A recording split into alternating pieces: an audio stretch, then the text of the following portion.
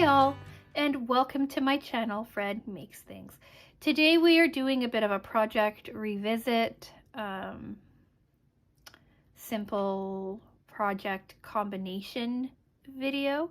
If you don't know what a project revisit is, basically it's just I look at previous projects that I've done for this channel and remake some of the ones that I thought I could do better on, that I wanted to change, wanted to make improvements on, or to fit my own style or whatnot. Basically like a way to add on to or change what I had already done in the past. And this month I'm doing my bowl cozy project from January 2022. That video is my most watched video on this channel. I think the algorithm gods found it in September and started pushing it. So it did really well at the end of last year. So yeah, now here's a part two, a follow-up to that. So basically this video is going to be in 4 parts.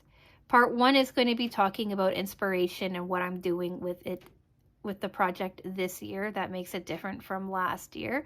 Part 2 is going to be assembling the project, right? How I made the individual bowl cozies. Part 3 is going to be pros, cons, and user error, as always. And then part 4 is going to be my final thoughts and sign off. So I'm going to try to make this video quick, but if you've watched any of my videos, you know that that never happens. So let's just launch right into part 1, inspiration.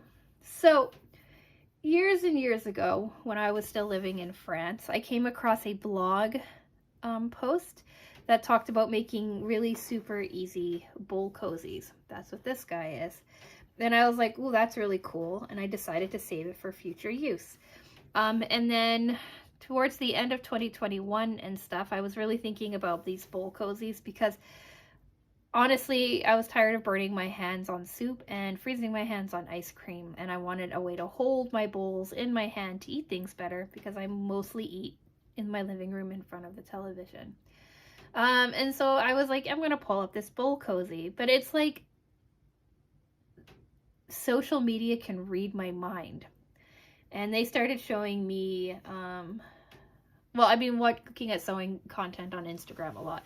And at a bowl cozy tutorial popped up on Instagram. And I was like, well, those are really pretty. I really like those. So I decided to make these instead. The tutorial had like a link to purchase the pattern to make 3 different sizes of cozy.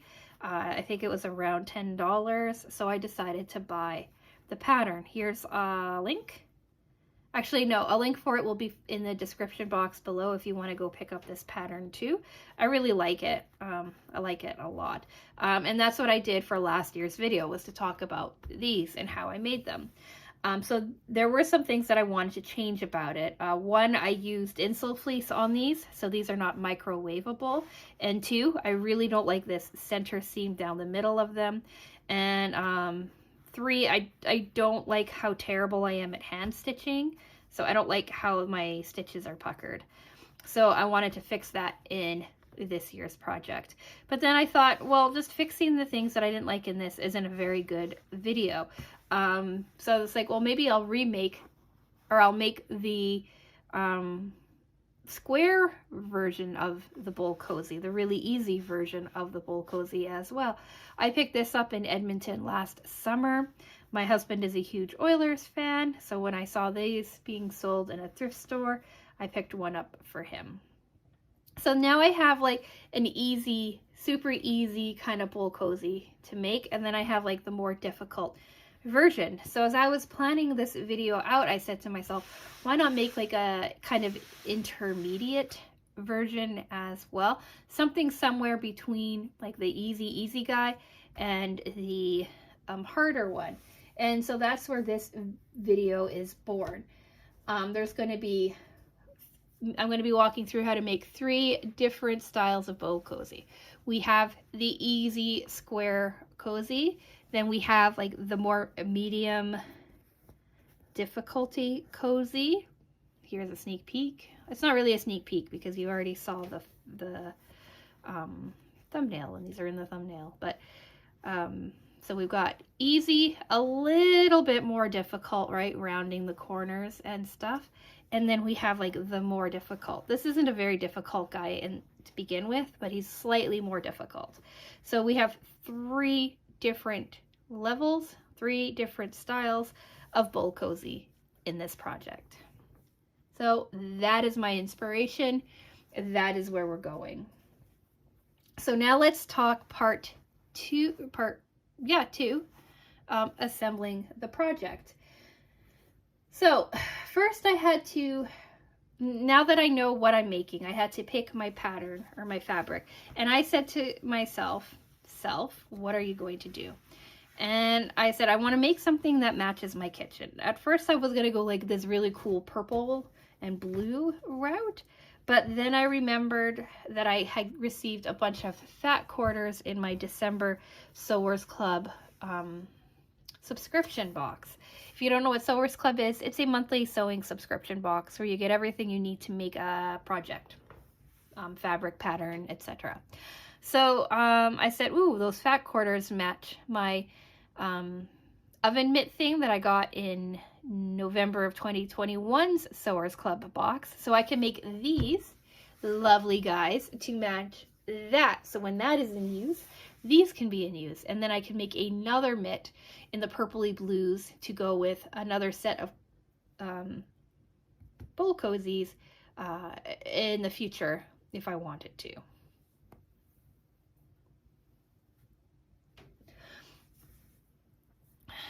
So yeah, now I have my plan, I have my colors. I looked online at a bunch of really easy tutorial videos on how to make bowl cozies. So I was like, okay, know this. I have all of my experience from making these last year. We're good to go. So first things first, well, second things, third things, I don't know.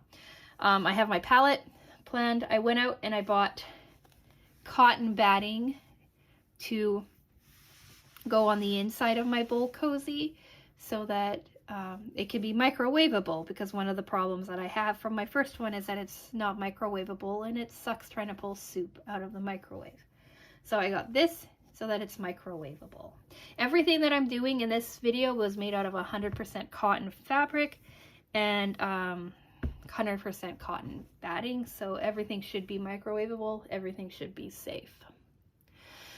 So when all of that was done, I then had to figure out how I was going to start this project. And all the tutorials, for the most part, started with like about a 10 by 10 inch square.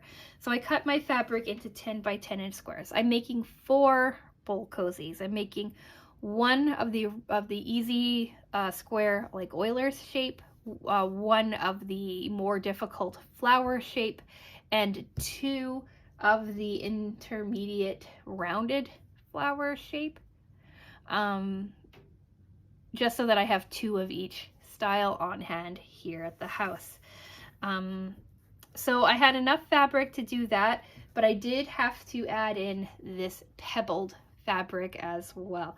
So this rounded flower one is a little bit different than everything else.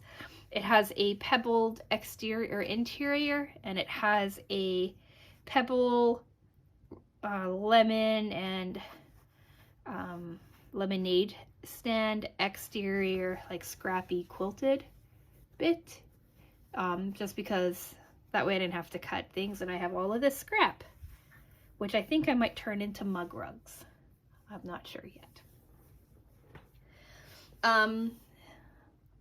So yeah, I cut everything out. I made the quilted guy for this.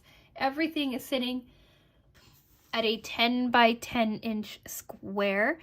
So the next thing is I quilted it. I quilted my exterior fabric to the batting. I laid out the fabric and decided which was going to be exterior, which was going to be interior. Kind of try to do like kind of a random plan with it. So yeah, I did a really, really easy quilting. Basically, I found the centers on each side, ran straight lines across, right? So I made like a section of 4, right? Like a T or a cross or something. there, and then I ran 2 diagonal lines as well, so that I had everything segmented into like 8 sections, I think. Yeah, 8 sections, 4 quilted lines basically. Here's a photo. I hope it makes sense. I did that on all 4 exterior pieces. Then I got to tracing out my shapes. So for my simple 10 by 10 inch squares, or my very simple one, I didn't have to do anything extra to it yet. It was ready.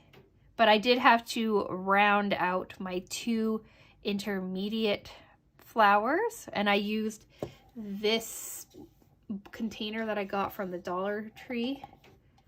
I know it's hard to see because it's clear on the video, but it's just like a dish. I used one side, rounded out all of my corners so that I had matching corners, and instead of like, I took a photo of them all rounded together, but really all I did was fold all of my fabric into quarters and cut once on all of my quarters. So I rounded out my 2 middle ones, and then I traced out the shape for my flower on the other ones. Instead of running a middle seam, I decided to tuck the seam on the side of that one of my flower bowl.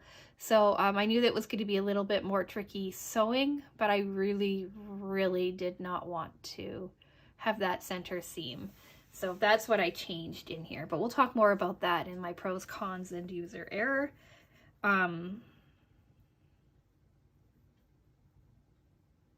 Actually, no, we'll talk more about that when I show you the actual finished bowl, so you can see kind of where it's at and what style you like better. And then I also cut out or made myself a little template. So these here are the templates that I have. These are my templates from last year that I printed out, right? This was my bowl cozy. I basically just folded my fabric in half and traced this out, traced out the darts as well, and made 2 of these. These are the other ones that were from that same pattern. And then a couple of the blogs that I found also talked about making like a little template to make your darts for your other fabric, for your other cozies as well. And so I made this like little piece of cardboard darting. It is 2.5 inches long by 2 inches wide. So your dart's going to be 2 inches down, 2 inches across. And then I cut out like a little notch to line up with the straight line so that I could line up my center points, my marking points with this. This was great. I highly recommend making something like this. So once I have my darts and everything planned for my major bowl, or my flower bowl, that one was done. Then for my middle one, I marked all 4 middle points on all sides with my little template, right? I just drew the template out, marked where my center line was. These were going to be pinned and sewn. My darts for this one were pinned and sewn. The darts for this were pinned and sewn, and I use the exact same darts on my simple project as well. Those were pinned and sewn as well. Then I trimmed off the excess fabric in those darts to make everything lay smooth. I lined up my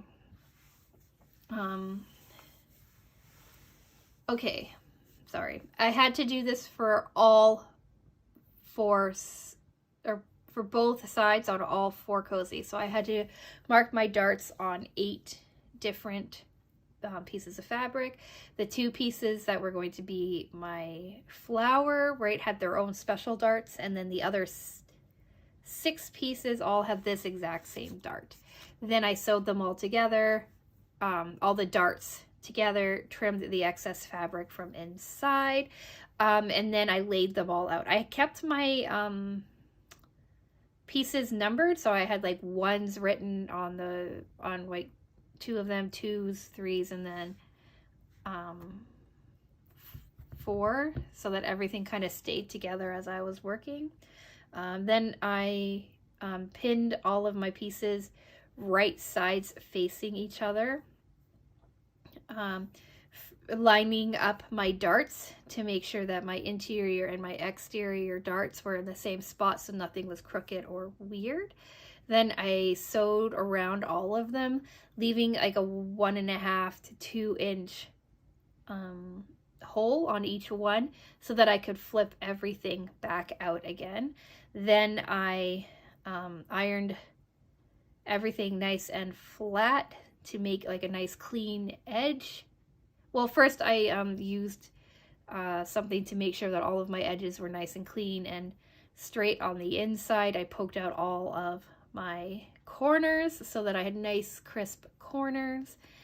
And then I ironed them. Then I did a top stitch around all of them again so that I was catching that little hole and stuff so that everything was nice and clean. So pretty simple, really pretty straightforward. It took me probably an evening to cut or it took me a couple of hours, 3 or 4 hours to make everything start to finish. As I get faster at them, as I make more of them, I'm sure I'll get better. I'm sure I'll get faster. So now let's take a look at the 3 different styles. Here we go. So here's the hardest version. Apparently, as always, I forgot to snip my strings. Oh, last finishing thing too is that I just did like a little stitch at the bottom of each dart. I haven't quite finished that yet. A little hand stitch to hold all of this down so that it didn't just move around. And I'll show you that in these, why I did that. But here's the hardest one, right? I have one little pinch in fabric here for some reason. And I have a couple of spots where it didn't catch. Actually, this is the only spot that didn't catch properly, so I'll just have to hand stitch that down in a little bit. And then this here is where I had my little opening so that I don't have that center seam running through the middle. So here's my original, here's my seam, or my new one. I haven't taken the iron yet and gotten all of the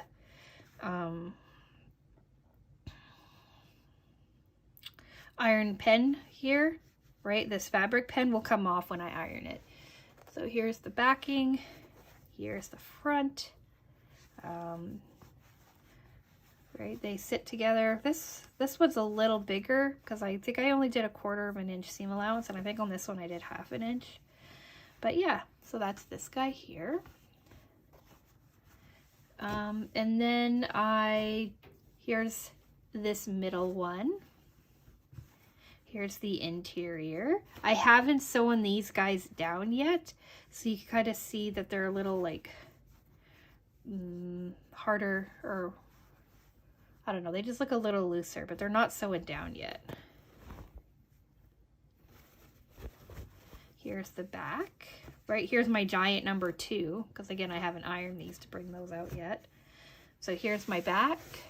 Here's my interior. I really like how this is like a nice flower shape, right? Or softer flower shape. So that it has a little bit more design to it. I don't know, yeah, here's where one of my openings was.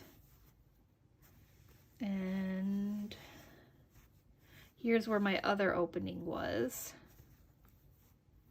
Not sure why. Oh, because I didn't want to close anything on a dart, so I think I did them on the curve more. These also kind of remind me of like bucket hats. So these 2 are done. And then this is the last one. Here's where I closed it up Like, I still need to iron these down. I did do little stitches on the interior of this one to keep it nice and closed. Here's the exterior. Or here's the interior, I should say. Here's the exterior.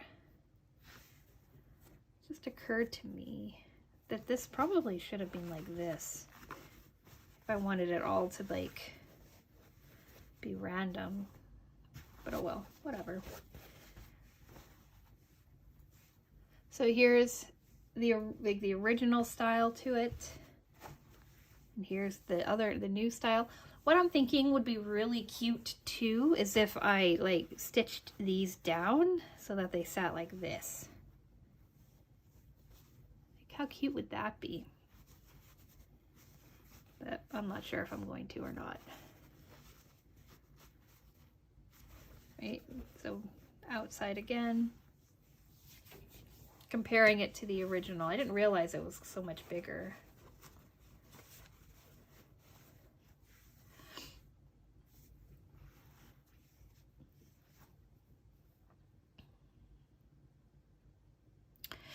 And now let's talk pros, cons, and user error. So these are the 3 different styles. I don't have this set up big enough. Here's a photo of them together.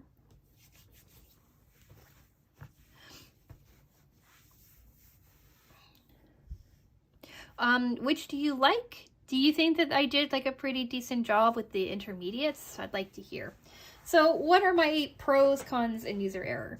Well, first off, I think these are my favorite shapes. I think that this curve kind of like gives them a little bit more stability, but that could just be my imagination. I like it. I like how it gives it like a little bit of something without being over the top and difficult. Like it was honestly just cutting a curve and sewing around the curve. I really like how deep the darts are. I like how deep the darts are in all of them. I just like how they sit. I really like them. Cons. I wish I had done more quilting on them. Like, I really like how, like, stable this one is. And I think it's because I did such a tight quilt on it. I did like 1-inch squares on this, on all of them. I think they're 1-inch squares. Yeah, they're all 1-inch squares. And it makes for a really well-structured bowl. I also really like the deeper top stitching on this. So I wish I had done like a deeper top stitch instead of sticking to the top. I did that so that I could catch this better. But what I could have done is just done like this first and then did a nicer, deeper top stitch all the way around. I also needed to pay closer attention to my edge because, like I said, I have this little guy here that's lifted. So I just have to hand stitch that down. These ones here, my con is I could have been a little better with my curve, my cut. I have one pinch here for some reason. But I really like them. And again, I wish I had done a more quilting on these just to give them a bit more stability. But they feel pretty like structurally sound. So you could get away with such a simple quilting, but I wish I had done a better quilt, like a tighter quilt. And this, I don't have any complaints. Again, tighter quilt, but I like it. But like this middle one, I think is my favorite. User error, just not being able to catch this bit here.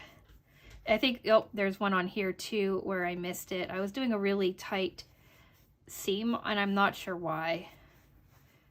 But there's a couple like missed spots here. That's good. And yeah, I think that's it for user error.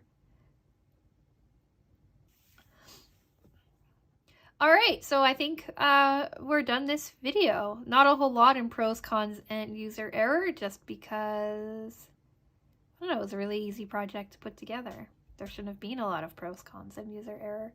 It's also the second time I've worked on this, so hopefully, like, I had ironed most of that stuff out in the first one. Yeah, so I think it's time for the sign off and stuff. But quickly before I do my final thoughts and sign off, I did want to discuss my temperature quilt. I said in my temperature quilt video, which was about a month ago, I think it was a month ago. This is March 1st.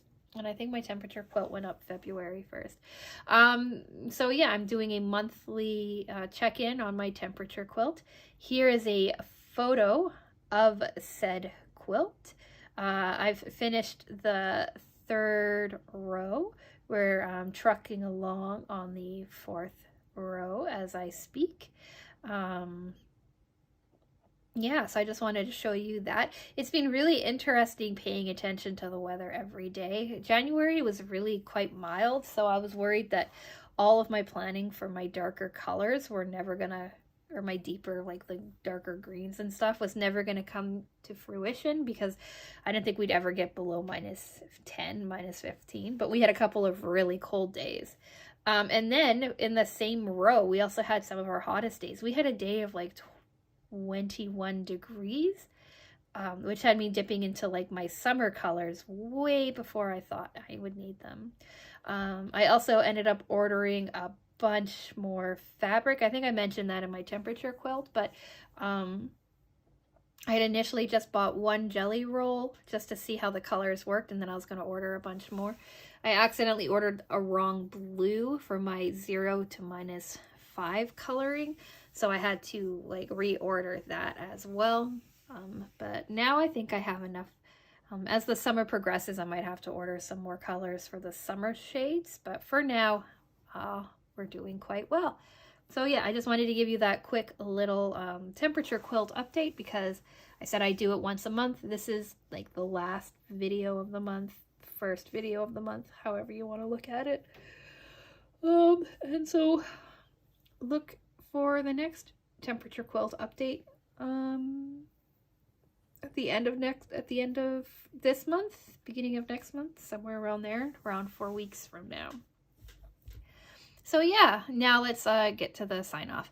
So again, I ask, which one is your favorite? Do you like the simpler square guy, the rounded corner kind of flowery middle guy, or the more difficult flower pattern? If you're curious about this flower, I do have it in the description box for you if you want to go check it out. Yeah, do you have tips and suggestions on these? Would you do anything differently? Do you agree with me about it needing more quilting for structure, or do you think it's fine just the way it is? I'd be really curious to hear what you all have to say. So yeah, subscribe if you want to hang out with more project revisits. Next month's video is not a project revisit, it's something a little bit different. Next week should be my Sewers Club unboxing video. Then the week after that will be a pattern review for Sewers Club. Then the week after that's my project review video, and then a new kind of sewing project after that. So yeah, then Mondays are miscellaneous kinds of videos, and Fridays are a long-term project. So if any of that is interesting to you, maybe think about subscribing. I kind of enjoy watching new subscribers because I'm so small. I can see when like every single person subscribes, and that's really, really cool to see. I just enjoy seeing it. So anyway, I'm going to stop babbling now. I'm going to say, if you made it to the end of this video, maybe think about liking it. It means that I've somehow kept your attention this long. Or maybe like the video if you like the project, or just, however that works out. And with all of that being said, I'm going to say thank you so much for watching, and I will talk with you again soon. Bye!